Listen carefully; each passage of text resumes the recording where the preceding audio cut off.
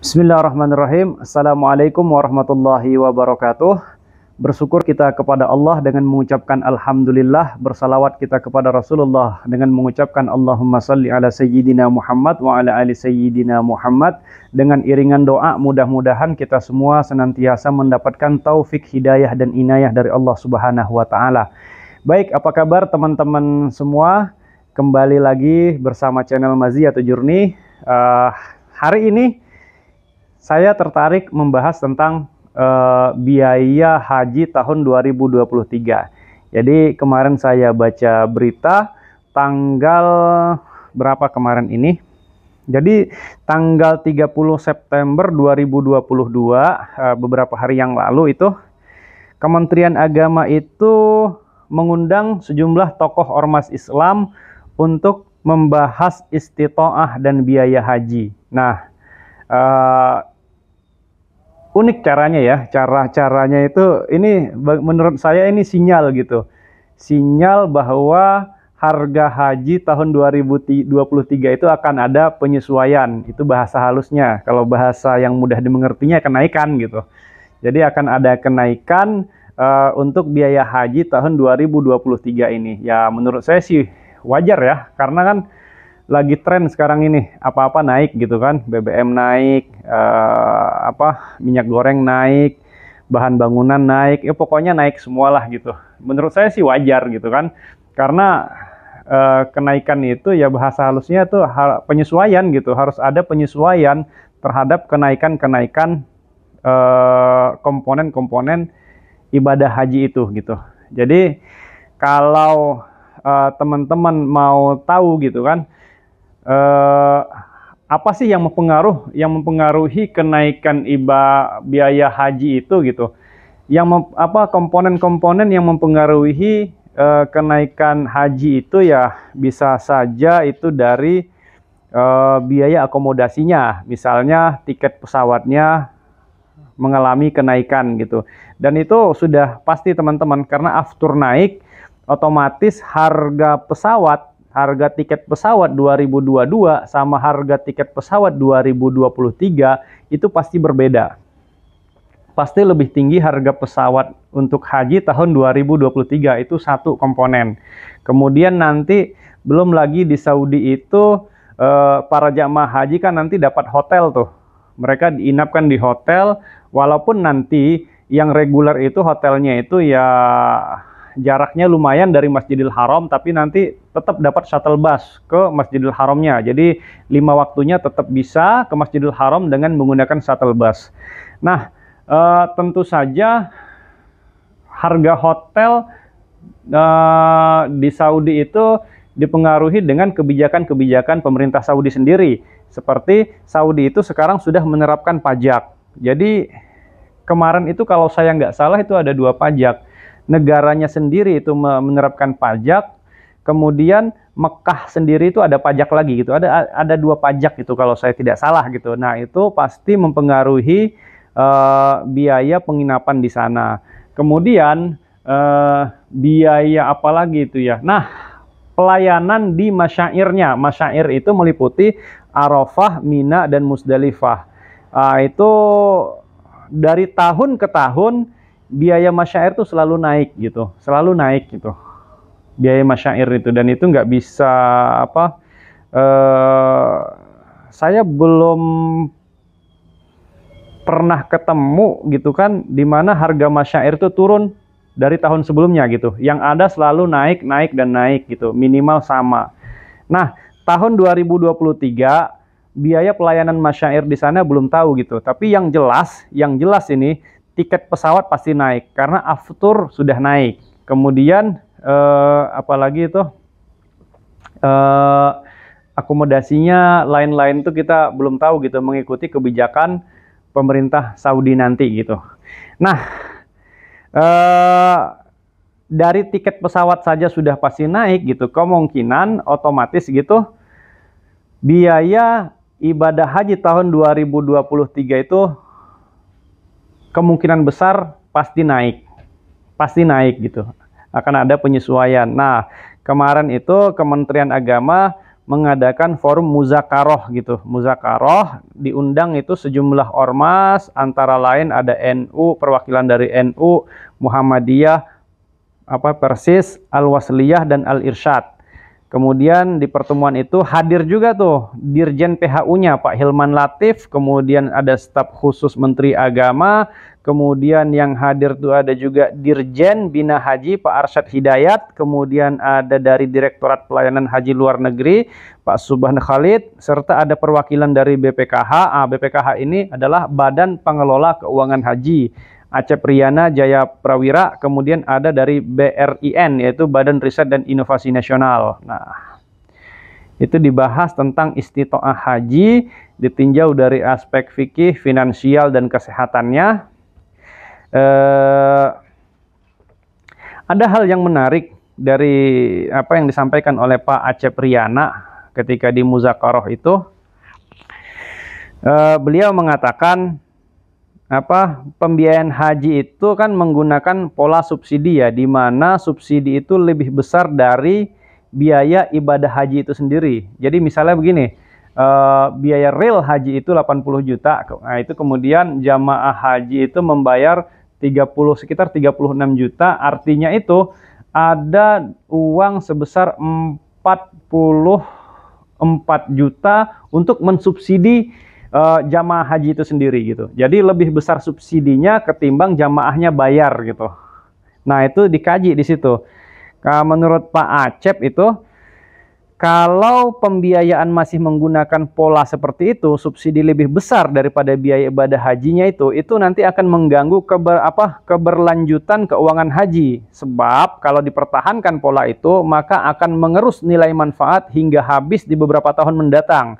Tentunya ini akan merugikan jamaah haji sendiri. Nah, di forum itu dibahas juga tuh, ada sejumlah ide dan masukan yang dihasilkan pada forum itu, antara lain yang pertama, perlu adanya pendidikan dan penyampaian informasi ke masyarakat terkait berapa real biaya haji yang harus dibayar oleh jamaah haji. Sebab masih banyak masyarakat atau jamaah haji yang tidak mengetahui berapa sih realnya nilai ibadah haji itu gitu. Kan jamaah taunya itu, oh biaya haji sekian gitu. Itu biaya haji sekian itu yang dibayarkan jamaah gitu. Yang dibayarkan jamaah haji reguler. Ini kita bicara reguler ya. Kalau yang khusus, haji khusus dan haji plus itu beda. Karena dikelola oleh swasta. Nah, jamaah haji itu harus tahu gitu.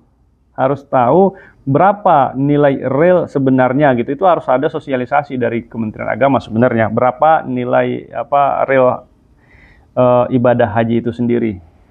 Nominalnya berapa gitu. Kemudian yang kedua, istitoah haji perlu diperketat termasuk pada istitoah finansial agar dana haji tidak menjadi seperti uang arisan berantai yang hanya akan menguntungkan orang yang lebih dulu menerimanya. Nah, iya ini juga perlu diperketat juga mengenai itu dana haji itu ya. Ini PR-nya BPKH sepertinya ini. Kemudian yang ketiga, perlu menyampaikan ke masyarakat terkait perbandingan antara biaya umroh dan biaya haji. Nah, ini masyarakat perlu tahu nih perbandingan antara nilai nominal biaya umroh dan biaya haji. Itu terdapat perbedaan yang luar biasa gitu. Karena tiket umroh dan tiket haji saja berbeda. Kemudian umroh itu hanya beberapa hari, sedangkan haji kalau reguler itu bisa sampai 40 hari. Kemudian apalagi itu, haji itu ada apa itu namanya itu, ada masyairnya, pelayanan masyair, Arafah, Mina, dan Muzdalifah. Sementara umroh enggak. Kemudian harga hotel ketika musim haji dan musim umroh itu berbeda jauh sekali. Jadi nggak bisa dibandingin ya. Ini umroh 30 juta aja bisa tuh jalan, masa haji nggak bisa gitu. Nggak bisa karena biaya ketika haji sama biaya ketika umroh itu berbeda. Termasuk akomodasi, transportasi, dan semuanya itu beda banget.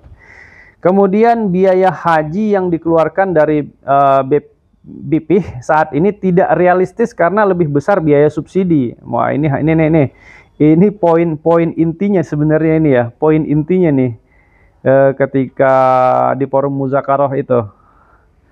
Jadi biaya ibadah haji itu sekarang itu sudah tidak realistis katanya, karena lebih besar subsidi daripada biaya yang dikeluarkan jamaah. Ini sinyal haji 2023 akan ada kenaikan. Nah, kemudian yang kelima, ada usulan kenaikan biaya setoran awal 30 juta sampai 40 juta dan menaikkan biaya ibadah haji secara bertahap. Diharapkan dapat menjaga keberlangsungan keuangan haji yang dikelola oleh BPKH. Nah, ini sinyal juga teman-teman. Ya, jadi nanti itu setoran awal sekarang kan yang reguler itu 25 juta. Nanti itu kemarin diusulkan gitu kan, kenaikan itu mungkin sekitar 30 sampai 40 juta. Itu setoran awal. Nah, itu belum pelunasan ya, karena pelunasan haji itu ya nunggu ketika si jamaah ini, calon berjamaah ini berangkat haji. Itu baru ketahuan berapa nominal yang dia bayar gitu. Dan selain usulan menaikkan setoran awal, usulan menaikkan biaya ibadah haji itu sendiri. Jadi ini ada dua sinyal nih, udah sinyal aja nih, ada sinyal dari Kementerian Agama bahwa jamaah haji 2023 itu dan seterusnya itu akan ada kenaikan. Kemudian perlu mendalami aspek istitoah haji, yaitu dari segi ekonomi, fikih, sosial, dan politik. Kemudian yang ketujuh, perlu melakukan koordinasi terkait istitoah dari aspek kesehatan, finansial, dan fikih dengan pihak yang berkompeten. Kemudian yang kedelapan, jamaah haji perlu melakukan subsidi biaya haji untuk diri sendiri. Ini maksudnya gimana ya? Jamaah haji perlu melakukan subsidi biaya haji untuk diri sendiri. Jadi kita itu harus melakukan subsidi untuk diri sendiri gitu. Mungkin maksudnya begini kali ya. Jamaah haji ini yang mau berangkat, yang sudah tahu nih keberangkatannya mendekati gitu kan, itu sebaiknya dari sekarang menyisihkan uangnya itu untuk biaya haji ke depan, ditabung, maksudnya ditabung gitu. Jadi nanti ketika pelunasan haji itu nggak kaget gitu, kita sudah punya dana yang kita tabung gitu, saving untuk berangkat haji. Kemudian yang kesembilan, perlu membuat skema subsidi biaya haji jangka pendek, jangka menengah, dan jangka panjang. Nah, jadi ya betul juga sih, harus ada itu tuh skema subsidinya, itu jangka panjang, menengah, dan jangka pendek. Kemudian istitoah dapat dilaksanakan secara langsung dan bertahap. Nah, inilah sejumlah ide dan masukan yang dihasilkan dalam forum muzakarah antara Kementerian Agama dan sejumlah ormas kemarin. Ini saya kutip dari websitenya kemenak.go.id ya. Nah, gimana sih cara kita menyikapi kenaikan ibadah haji itu gitu? Ya, yang pertama, alhamdulillah gitu. Kita harus bersyukur dulu ke Allah. Itu yang pertama. Bersyukur kita kepada Allah bahwa kita sudah bisa daftar haji dan tahun ini kita dipanggil untuk melaksanakan ibadah haji. Itu yang pertama dulu tuh. Yang pertama, bersyukur dulu kita kepada Allah. Yang kedua, bagi calon jamaah, bagi bapak, ibu, teman-teman yang sudah tahu nih keberangkatannya besok nih, dari sekarang itu harus menyisihkan uangnya. Dari sekarang harus menyisihkan uangnya gitu, agar nanti pelunasan ibadah haji itu nggak kaget gitu, nggak kaget. Jadi kita sudah punya dana simpanan dulu gitu, dana simpanan duluan gitu. Karena biaya haji itu kalau seandainya kita langsung bayar brek gitu kan, kita nggak punya simpanan misalnya, itu akan terasa berat gitu, akan terasa berat. Apalagi haji khusus ya, yang sampai ratusan juta begitu. Yang haji reguler aja cuman berapa juta, itu kerasa kalau kita langsung bayar gitu kan.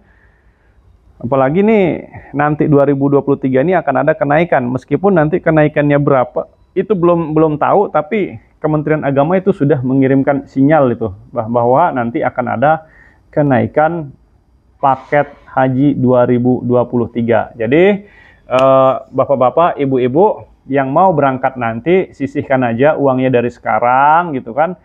ditabung, nanti pas pelunasan brek langsung bayar gitu. Berapa sih harus ditabung gitu?